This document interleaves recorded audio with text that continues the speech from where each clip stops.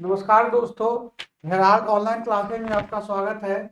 मैं आर के मिश्रा आज आपको एक नए कंटेंट के साथ आर्मी के लिए जो इंग्लिश सब्जेक्ट है उसके बारे में डिस्कस कर रहा हूं। दोस्तों, आज जो मैं क्वेश्चन पेपर आपने लाया हूं वह एक मायने में ओरिजिनल क्वेश्चन पेपर है जो कि प्रैक्टिस के लिए ज्वाइंट इंडियन आर्मी साइट के अंतर्गत दिया गया है। और इसी से अपने को पता चलता है कि आखिर जो आने वाले एग्जाम है आर्मी कलर के लिए उसमें किस तरह के पेपर आएंगे। अब आप एक एक क्वेश्चन को अपन इसमें डिस्कस करते जाएंगे और किस टाइप के क्वेश्चन आते हैं उसका अपना विश्लेषण करेंगे। तो पहला क्वेश्चन है जो कि सिनोनिम्स से है। सिनोनिम्स का मतलब होता है समानार्थी शब्द। इसके अंतर्गत जैसे आपको एक दो वर्ड मीनिंग दिया रहेगा और उस वर्ड मीनिंग को आपको उसका उसी के मिलता जुलता अर्थ आपको निकालना है। दोस्तों, इंग्लिश की तैयारी करने के लिए जो मेरा सलाह है कि एक लंबी प्रक्रिया है, फिर भी कुछ इंपॉर्टेंट क्वेश्चन होते हैं उसको आप वर्ड मीनिंग के साथ याद कर सकते हैं। जिसका बैकग्राउंड इंग्लिश अगर नहीं है तो उनको भी डरने की बात नहीं है। आप इंग्लिश के लिए छोटी छोटी जो भी वर्ड हो उस वर्ड को आप लर्न करने की कोशिश कीजिए। इसके अलावा हेराल्ड के द्वारा दो पुस्तकें प्रकाशित हो चुकी है, थर्ड सेना क्लर्क गाइड और प्रैक्टिस पेपर। क्लर्क में भी अभी तक जो भी आपके क्लर्क में क्वेश्चन आए हुए हैं या उससे मिलता जुलता क्वेश्चन या अभी जो ट्रेंड चल रहा है एग्जाम की किसी भी कॉम्पिटिटिव एग्जाम के लिए उसमें आपका जो लेवल है उसको ध्यान में रखते हुए कुछ इंपॉर्टेंट क्वेश्चन दिए गए हैं तो उसको आप प्रैक्टिस करें। इसके अलावा एग्जाम तक इंग्लिश पढ़ने की एक ऐसी प्रक्रिया है कि जब तक आप पूरा मैच्योर नहीं तब तक आप कुछ ना कुछ सीखते रहो। फिर भी जो मैंने जो पैटर्न देखा इसका तो बहुत ही एवरेज क्वेश्चन आते हैं, कोई ज्यादा डिफिकल्ट नहीं, इसे डरने की वाली बात है। तो आप उसको प्रैक्टिस करते रहे और टाइप ऑफ क्वेश्चन समझे तो उम्मीद करता हूं कि आप इसमें अच्छा स्कोर कर लेंगे। मेरा पूरा प्रयास है कि जिस ढंग से model paper joint Indian army site पर दी गई है उसी पैटर्न पर आपको अधिक से अधिक मतलब एग्जाम तक अंग्रेजी का भी एक अलग से सेशन चला के प्रैक्टिस कराते रहूं। आशा करता हूं कि आप इससे लाभान्वित होंगे। अब रहा कि 26 नंबर का क्वेश्चन है कि right the synonyms of intervention. देखिए, इंटरवेंशन का सिनोनिम पूछ रहा है। इंटरवेंशन इंग्लिश शब्द में नाउन है, करना मतलब किसी के काम के जो हस्तक्षेप करते हैं, कोई काम कर रहा है उसको अगर अपना बीच में रोक टोक करते हैं या किसी ढंग से उसमें बाधा डालते हैं तो उसको बोलते हैं इंटरवेंशन। अब इसका सिनोनिम्स पूछना है। सिनोनिम्स में इसका जो सही होगा इंटरफेरेंस, मतलब इंटरवेंशन का ही समानार्थी शब्द इंटरफेरेंस है, मतलब जिसको बोलते हैं इंटरफेयर कर, बहुत इंटरफेयर कर रहा है तो उसी इंटरफेयर से इंटरफेरेंस हो गया। इसके अलावा जो और वर्ड है मेरा प्रयास है कि उसका भी आपको देते रहो मीनिंग। जैसे डिसलोकेट का अर्थ होता है डिसलोकेट, जैसे होता है ना किसी का हड्डी टूट जाएगा तो भाई डिसलोकेट हो गया है, तो डिसलोक का मतलब हटाना, आगे पीछे खिसकाना। इसी ढंग से एक टर्म है इंटरचेंज। इंटरचेंज का मतलब लेना, अदला बदली करना, लेन चेंज करना, किसी एक से दूसरे में इंटरचेंज करना। और कनेक्शन का मतलब होता है कि संबंध स्थापित करना या संपर्क बनाए रखना। Rearrange the jumbled word. Jumbled word का मतलब होता है कि कुछ सेंटेंस दे देगा, वर्ड दे देगा, वर्ड को मिला के सेंस बनाना है। जैसे एक एग्जाम्पल बताता हूं कि आ मैंगो, राम और इट्स एक सेंटेंस है। अब देखिए कि यहां जम्बल वर्ड का मतलब हो गया कि एक वर्ड दिया हुआ है, अब आपको इसको इस ढंग से व्यवस्थित करना है कि एक मीनिंगफुल सेंस निकल जाए। क्योंकि सेंटेंस की परिभाषा है कि sentence is a combination of word which makes the complete sense, मतलब वह शब्दों का समूह है जो कि एक सही अर्थ निकालता है। तो जैसे देखिए, अब एक मैंगो इससे तो अर्थ नहीं निकलता है तो हम यहाँ से कोशिश करते हैं कि सेंटेंस बनाने के लिए। तो पहला जैसे अगर 1 2 3 और 4 हो गया तो पहले 3 राम, 4 1 एंड 2 हो जाएगा। मतलब इससे सेंटेंस क्या बन गया, राम इट्स अ मैंगो, तो एक सेंटेंस हो गया। इसी को जंबल वर्ड कहते हैं। यहाँ जो है कि rearrange the jumble words into meaningful sentences is cheaper between gold and silver the latter. अब देखिए सबका अर्थ समझिए, इज चीपर बिटवीन, अब इसको जो लगाएंगे तो इसमें पहला ऑप्शन सही है, मतलब gold and silver between the latter is cheaper, मतलब सेंटेंस का मतलब हो गया कि गोल्ड एंड सिल्वर में, सोना और चांदी में, लेटर मतलब बाद वाला जो सस्ता है, ठीक है ना। Between gold and silver the latter is cheaper between go. अब देखिए इस सेंटेंस में देखिए कि सेकंड नहीं होगा। सेकंड क्यों नहीं होगा? क्योंकि यहाँ बिटवीन का प्रयोग दो के बाद लगाया जाता है, इसलिए बिटवीन दो के साथ होता है। अगर दरअसल कोई गुड रिलेशन में हो, यूनियन में हो, कॉपरेशन इत्यादि में हो, तो बिटवीन का प्रयोग किया जाता है। जैसे gold and silver between the latter is cheaper. 28 नंबर का वो है, इसको बोलते हैं वन वर्ड सब्स्टिट्यूशन। देखिए क्वेश्चन, पहला क्वेश्चन था सिनोनिम्स का, दूसरा आ गया जंबल वर्ड का, तीसरा है वन वर्ड सब्स्टिट्यूशन। मैं आपको जो भी कॉमन वन वर्ड सब्स्टिट्यूशन है उसका पूरा एक आपको पीडीएफ दे दूंगा और आप उसी को याद कर लेना, वो आपके लिए काफी रहेगा। लेकिन फिलहाल इस क्वेश्चन की ओर ध्यान देते हैं। तो one who is in charge of museum, उसको क्या बोलते हैं? उसको इंग्लिश में क्यूरेटर बोला जाता है, संग्रहालय का अध्यक्ष। अब रहा कि एक तो आपने याद कर लिया, जरूर नहीं कि यही क्वेश्चन आए। तो दूसरा देखेंगे सुपरवाइजर। सुपरवाइजर उसको कहते हैं जो कि निरीक्षण करता है किसी काम को। जैसे हर फैक्ट्री में देखिएगा, जो बड़े बड़े ऑर्गेनाइजेशन होता है तो एक सुपरवाइजर होता है जो कि सब काम को देखते रहता है। इसी ढंग से जहाँ छात्र पढ़ते हैं वहाँ जो होस्ट उनका देखभाल जो करता है, जो हॉस्टल में जो लड़के रहते हैं तो उनके लिए वार्डन कहा जाता है। और नेक्स्ट है केयर टेकर, जो किसी का देखभाल, जैसे कि कोई मकान बन रहा है या कोई बुजुर्ग आदमी जाते हैं, उनके साथ एक आदमी और जाते हैं तो उसको केयर टेकर बोलते हैं। जो क्वेश्चन है कि after her long illness she trying her to best to make her deficiency. यह दोस्तों प्रीपोजिशनल फ्रेज है। प्रीपोजिशनल फ्रेज जो है वह हर सेंटेंस के साथ टेंस से अलग अर्थ ले आता है, इसलिए कुछ इंपॉर्टेंट प्रीपोजिशनल फ्रेज आपको लर्न करना पड़ेगा।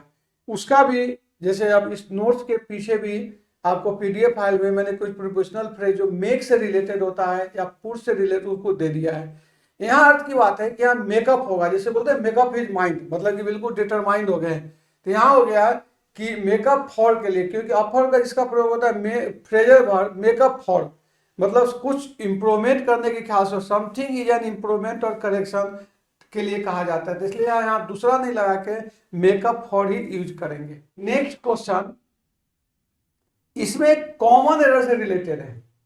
कॉमन एरर में होता है कि इसका भाव है कि कुछ ऐसे चीज होते हैं कि लोग प्राय गलती करते हैं। जैसे मैं एग्जांपल बता दूं, he is my cousin brother. अब कजन का मतलब ही होता है चचेरा भाई, ममेरा भाई। तो वहां अगर कजन ब्रदर बोलते हो तो वह गलत शब्द हो गया, तो उसको बोलते हैं कॉमन एरर। कि लोग लेकिन बोलते हैं my father is in teaching line. अब टीचिंग लाइन कोई अर्थ नहीं हुआ लेकिन अपना बोलते हैं इसको, तो इसलिए वहां टीचिंग प्रोफेशन कहा जाता है। उसी तरह से केवल कजन बोलते हैं। इस टाइप के सेंटेंस को, या कहीं किसी सेंटेंस में आर्टिकल छूट दिया जाता है, क्योंकि सेंटेंस को जब बनाते हैं तो उसमें प्रॉपर प्लेस पर आर्टिकल भी होना चाहिए, प्रीपोजिशनल होना चाहिए, वर्ब का आईएनजी, मतलब जो जरूरत हो सेंटेंस के अनुसार वो लगाना चाहिए। तो इसमें जो है कि I do not usually like staying hotel but last summer we spent a few days at a very nice hotel by the sea. अब देखिए आर्टिकल का यहाँ प्रयोग करना जरूरी है, क्योंकि जैसे नदियों के नाम के पीछे, समुद्र के नाम के पीछे इस जगह पहले आर्टिकल द का यूज किया जाता है। तो इसलिए इसमें जो गलतियां हैं कि बाई के बाद द का प्रयोग नहीं किया गया है। तो इसलिए जो आपका पॉइंट है चौथे पॉइंट पर, आई do not usually like staying at the, मतलब सी का प्रयोग करना जरूरी है।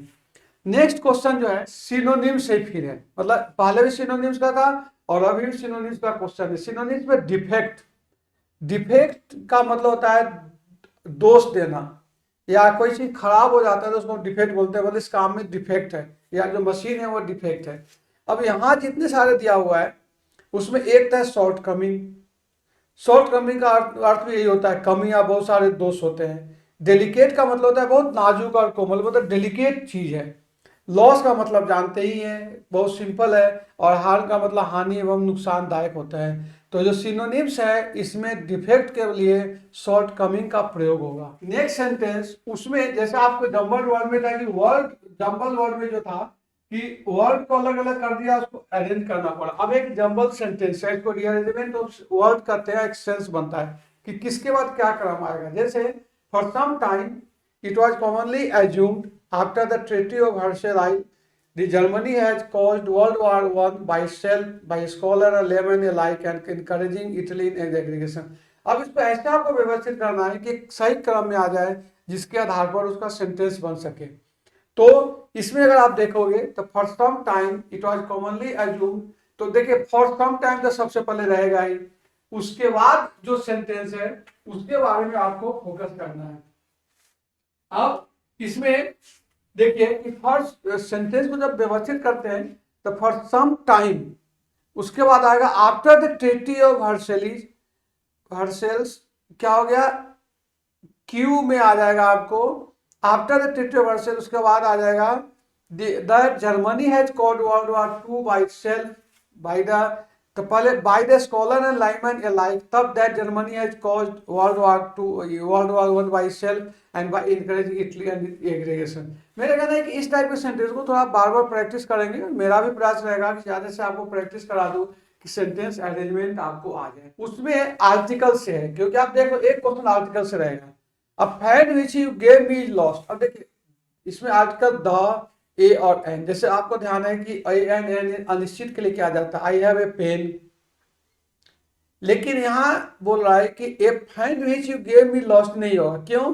क्योंकि द का होता है कि निश्चितता को बोध करने के लिए होता है, तो the fan which you gave me lost मतलब जो आपने दिया था वही लॉस कर गया, तो इसलिए रिक्त स्थान पर फैन के साथ द का प्रयोग होगा। इसका मैंने आपको पहचान भी दे दिया है कि डिफिनिट आर्टिकल का प्रयोग ऐसे संज्ञा के लिए पहले किया जाता है जिसका उपयोग किया जा चुका है, जिसकी पहचान पर कुछ संदेह नहीं हो, मतलब डिफिनिट आर्टिकल इसको कहा जाता है। नेक्स्ट है, इसमें भी एक कॉमन एरर का आपका क्वेश्चन है कि the success of the merger of the two bank is dependence on various factors. अब देखिए डिपेंडेंस नाउन है, यहाँ फर्क की जरूरत होगा तो डिपेंडेंस के अलावा डिपेंडेंट का प्रयोग होगा। ये हो गया थर्ड क्वेश्चन। अब आपके पास जो पैसे दिया गया उसमें दो पैसेज आपको दिया गया है। पैसेज के क्वेश्चन को आपको बहुत ही सावधानी से करना पड़ेगा। पैसेज के लिए कहा जाता है कि पहले उसका अर्थ समझने की कोशिश कीजिए, अर्थ समझने के बाद एक बार पढ़ के फिर आप उसका क्वेश्चन को देखें, क्वेश्चन देखने के बाद अगर आप कंसंट्रेट होकर पढ़ेंगे तो एक दो क्वेश्चन का आंसर आपको उसी से आ जाएगा। फिर भी अगर डाउट हो तो क्वेश्चन पढ़ने के बाद आपके दिमाग में आ जाएगा कि हाँ ये सब क्वेश्चन करना है, दोबारा जब आप पैसेज पढ़ेंगे तो अधिक से अधिक क्वेश्चन का आंसर आप दे सकते हैं। इसके लिए कोई शॉर्टकट मेथड नहीं है, एक प्रैक्टिस का चीज है, लेकिन चूंकि अभी आपके पास करीब 1 महीना टाइम है, 1 महीना में मेरा प्रयास रहेगा कि सब दिन कम से कम 2 से 3 पैसेज आपको कराऊं ताकि आपका ये स्ट्रांग हो जाए, पैसेज को दे सकते हैं। अब रहा कि पैसेज के लिए मैं जो सुविधा दे सकता हूं कि जो डिफिकल्ट वर्ड है उसका आपको साइड में मीनिंग दे रहा हूं। इससे क्या फायदा होगा कि आप मीनिंग भी समझ सकते हो, बाकी ये आपको खुद पढ़ना पड़ेगा। छोटी छोटी पैसेज है, इसके बाद और सिंपल सिंपल मैं पैसेज दे दे के धीरे धीरे आपके लेवल को बढ़ाऊंगा। तो ये जो पैसेज है उसको आपको ध्यान से पढ़ना पड़ेगा और इसी के आधार पर आपको अर्थ निकालना पड़ेगा। जैसे पैसेज तो आप ही को प्रैक्टिस करना है कि what does the expression pillar box stand for. अब यहाँ पिलर बॉक्स का जो अर्थ हुआ है वह है पिलर एक टाइप ऑफ बॉक्स है जो कि पिलर पर लगा रहता है। उसका जो आंसर है explain the work expense to fill the time available for it completion, तो इसका जो अर्थ है वो तीसरा होगा, मतलब whatever the time is available for the given amount of work all of it will be used. Next है what is the total time spent by elderly lady in writing a post card. तो आपको उसी से निकल रहा है कि वहां जो इसका भाव है कि एन इंटायर डे होता है। इसी ढंग से अर्थ इसमें कि who is the person likely to like more to do work, इसके लिए मैन ऑफ लेजर, मतलब सेंस से आपको निकालना है, इसमें अपना कुछ नहीं कर सकते। नेक्स्ट है what happens with the time to spend to do work, इसका उत्तर आपको दूसरा होगा। फिर जो सेंटेंस कंप्लीशन थे इसको भी आप पढ़ेंगे by all standard belonging to the district particularly to those innocent people of this hilly state nature's punishment to the has been inordinately cruel, इसका उत्तर दूसरा होगा। मतलब सेंटेंस को बनाएंगे तो पहले बाय ऑल स्टैंडर्ड, इनोसेंट, उसके बाद बिलोंगिंग टू द डिस्ट्रिक्ट, उसके बाद आ रहा है कि क्यू का मतलब हो गया है कि particularly in those case, in those, और उसके बाद आपको आ रहा है कि in nature's punishment to be has been in ordinary cruel.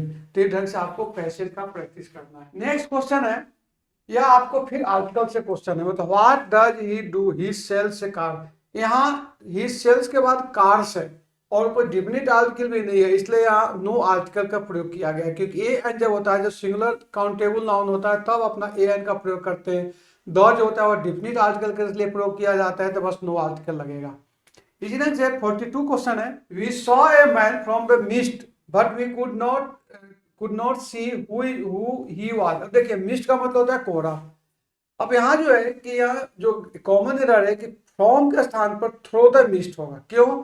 Throw का अर्थ होता है एक तरफ से या अंत से दूसरी तरफ या किसी चीज के अंत में जाना, तो एक छोर से दूसरी जाना मतलब थ्रो द मिस्ट। जबकि फ्रॉम का प्रयोग से स्थान के लिए होता है तो उसको अपना यहाँ यूज नहीं कर सकते। 43 देखिए कि find out the alternative which is most opposite in the meaning of the given word. यहाँ मतलब उसको विपरीतार्थक शब्द लिखा हुआ है। विपरीतार्थक में देखिए टॉयल, टॉयल का मतलब होता है काफी परिश्रमी। विविध का मतलब होता है सुस्पष्ट, मतलब विविध नॉलेज, विविध क्लियर पिक्चर, किसी के बारे में आपको क्लियर इमेज कंप्लीट, उसको विविध बोलते हैं। लेबोरियस टास्क मतलब कठिन हो गया। स्लॉथ का मतलब होता है जो कि आलस करना, वेरी स्लॉथफुल आदमी, मतलब बिल्कुल ढीला ढाला। और स्ट्राइव का मतलब होता है संघर्ष करना। जब देखिए कि टॉयल का मतलब होता है कठिन परिश्रम करना, तो इसका विपरीत क्या हो जाएगा? तीसरा हो जाएगा कि बिल्कुल ढीला ढाला रहता है। अब इसके बाद फिर एक पैसेज है, वो पैसेज में जो भी डिफिकल्ट वर्ड था उसका मैंने आपको मीनिंग दे दिया हूँ। मीनिंग के बाद आप इसको खुद पढ़ने की प्रयास कीजिए। पढ़ने के बाद जो जैसा मैंने आपको बताया कि इसको 2 स्टेज में करना चाहिए। एक स्टेज में क्या करोगे कि आप एक बार पढ़ोगे, फिर उसका क्वेश्चन देखोगे, फिर कोई डाउट हो तो उससे देखोगे। और आपको सुविधा के लिए चूंकि मीनिंग दे दिया है, मैं समझता हूँ आपको प्रॉब्लम नहीं आएगा। यदि प्रॉब्लम आता भी है तो आप जैसा बतलाएंगे वो ढंग से मैं प्रैक्टिस करा दूंगा। अब नेक्स्ट क्वेश्चन है, यह है कि प्रेजेंट किचन, वो भी उसी से रिलेटेड है। यहाँ जो 47 क्वेश्चन है वो भी आपको पैसेज से, जैसे कि what is the meaning of perennial, से उसी से निकला हुआ है। पेरेनियल का मतलब होता है चिरस्थायी, मतलब एवर लास्टिंग। तो यहाँ से सेंटेंस देखेंगे तो इसका चौथा हो जाएगा, क्योंकि बजाय समझा दिया इसमें कि पेरेनियल एवर लास्टिंग का अर्थ होता है चिरस्थायी। लास्टिंग का मतलब अस्थाई, मोर्टल का मतलब नश्वर, और एंडिंग का मतलब होता है समाप्ति। अब ये भी आपका पैसेज का एक क्वेश्चन है। 49 क्वेश्चन है फिर आर्टिकल से, मतलब आर्टिकल के 3 क्वेश्चन आया। देखिए देखिए यहाँ सेंटेंस क्या है कि I have to make an humble proposal. Generally क्या होता है कि आर्टिकल में अपना सिखाया जाता है कि जनरल एज का उच्चारण औ से भी होता है, तो वहां आप लोग आर्टिकल एन लगाते हैं। लेकिन यहाँ एज का उच्चारण ह से हुआ है, हम्बल हुआ है, इसलिए यहाँ आर्टिकल लगेगा लेकिन अ आर्टिकल यूज करेगा। तो इसलिए दिया हुआ हम्बल के साथ ए आर्टिकल, क्योंकि कॉन्सोनेंट साउंड उच्चारण होते हैं। लेकिन जैसे ऑनरेबल, ऑनेस्ट, आवर, इस समय एन का प्रयोग किया जाता है।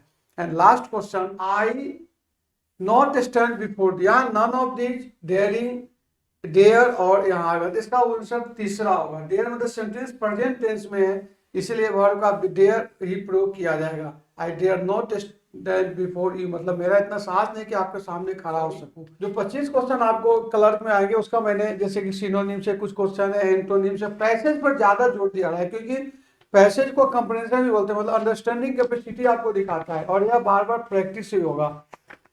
तो मैं जैसे जैसे आप स्टडी मेटेरियल देते रहूंगा उसका आप प्रैक्टिस कीजिएगा तो ठीक रहेगा। अब रहा कि छोटी छोटी बातों में, जैसे मैंने आपसे वादा किया था कि जो भी मेरे पास इसमें जगह बचा थे, कुछ मैंने आपको प्रीपोजिशनल फ्रेज दे दिया, इसको आप जरूर रट लीजिएगा। जैसे इसको रटना ही पड़ेगा। जैसे मेक आफ्टर का मतलब होता है पीछा करना, the cat made after the rat. अब देखिए पास्ट टेंस होने के कारण मेक का मेड हो गया। इसी तरह से मेक फॉर, अब देखिए मेक सब जगह है, मेक का वास्तविक अर्थ होता है बनाना, लेकिन मतलब कि किसी चीज को बनाना मतलब कि मरम्मत करना या क्रिएट करना। लेकिन यहाँ इसका क्या क्या अर्थ हो गया? आफ्टर लगा दिया तो पीछा करना, फॉर लगा दिया तो की ओर जाना, ऑफ लगा दिया तो समझना। जैसे सेंटेंस देखिए कि the ship made for the Mumbai port, की ओर जा रहा है। Make of, he unable to make anything of this telegram, मतलब उसमें कुछ नहीं समझ पाया। मेक ऑफ मतलब भाग जाना। The robbers made off all his jewelry, मतलब चोर ने सब सामान लेके भाग गए। कुछ है हो गया मेक आउट, मतलब समझना। I can not make out your hand writing, किसी का हैंड राइटिंग नहीं समझ में आ रहा है। मेक ओवर का मतलब होता है ट्रांसफर करना, मतलब हस्तांतरण करना। मेकअप जैसे अभी बताया कि झगड़ा समाप्त करना। देखिए दोनों में वहां मेकअप फॉर था, उसका अलग अर्थ हो गया, और यहाँ इसका अलग। मेकअप टू का मतलब होता है कृपया प्राप्त करने के लिए। अब इसी तरह से कुछ आपको कम के बारे में दे दिया, जैसे कम अबाउट हैपेन, खूब यूज होता है। We do not know how this accident come about. Come across का मतलब होता है एकाक मिल जाना। जैसे आप रास्ते में जाते हो, कोई आपका फ्रेंड मिल गया तो उसको कम अक्रॉस कहते हैं। I came across an old friend yesterday.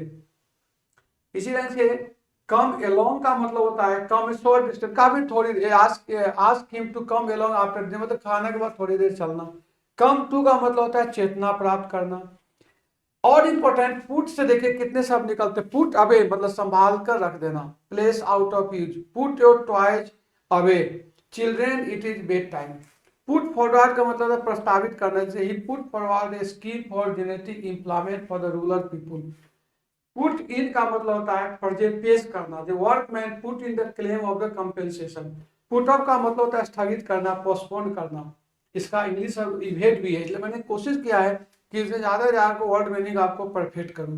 Put on का मतलब होता है कपड़े पहनना, जैसे ही पुट ऑन इसको, दोस्तों इसको जरूर याद करना। इसी तरह से पुट आउट का मतलब होता है आग बुझाना या उत्पादन करना।